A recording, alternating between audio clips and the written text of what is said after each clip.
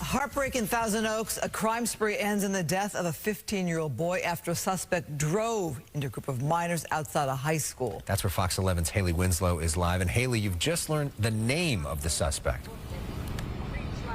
Yes, Alex, we know this was a 24-year-old man, Austin Ice, and we're going to get an update actually from the Ventura County Sheriff's Office in just a moment. But what we know right now, most importantly, is a 15-year-old boy lost his life. Two girls fighting for their lives tonight, and detectives are treating this as a possible intentional act.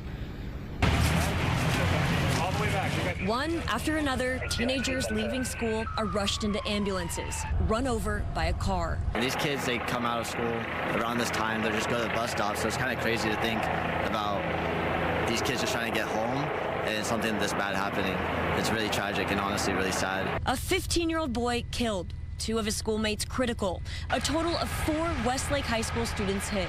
This kid's friend nearly made 5. He's telling us that he was only 2 inches away from the car, and the bus stop, the pole, really saved his life. Ventura County Sheriff's Department says it started at 2:40 p.m. at a Simi Valley Walmart. Investigators say a customer got in a fight with an employee and then stabbed him and another. The two were rushed to a hospital, and the man with the knife took off. But witnesses at Walmart got a good description of the white Toyota Camry and license plate number. Detectives say the man then drove to Camarillo and got in a fight with his family members. Luckily, everyone was okay in that incident.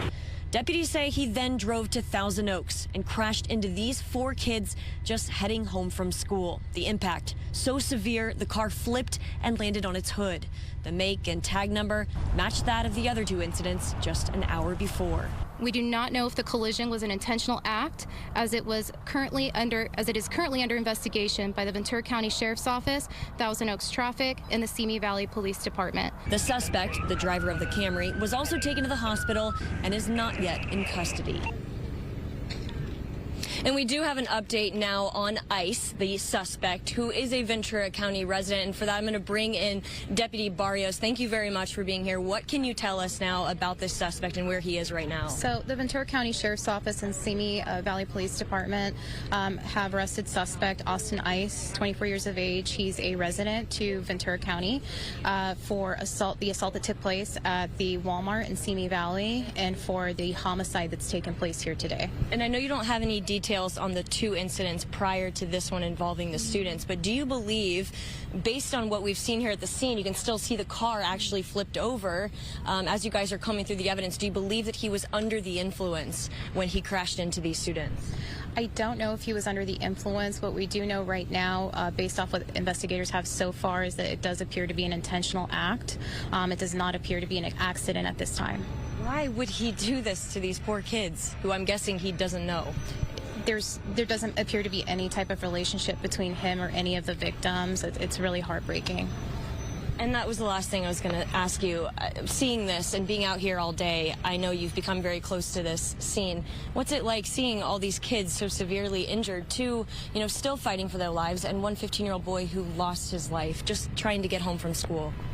As a mother, as a peace officer, it's terrible. No parent ever wants to imagine or fathom anything like this happening in their neighborhood. So it's a great loss. Yeah, and it is a small community. A lot of people just pouring over social media, a lot of rumors that we're still filtering through, trying to make sense of what happened. But the district did release a statement. There will be counselors at school tomorrow to help the kids cope with this unthinkable tragedy.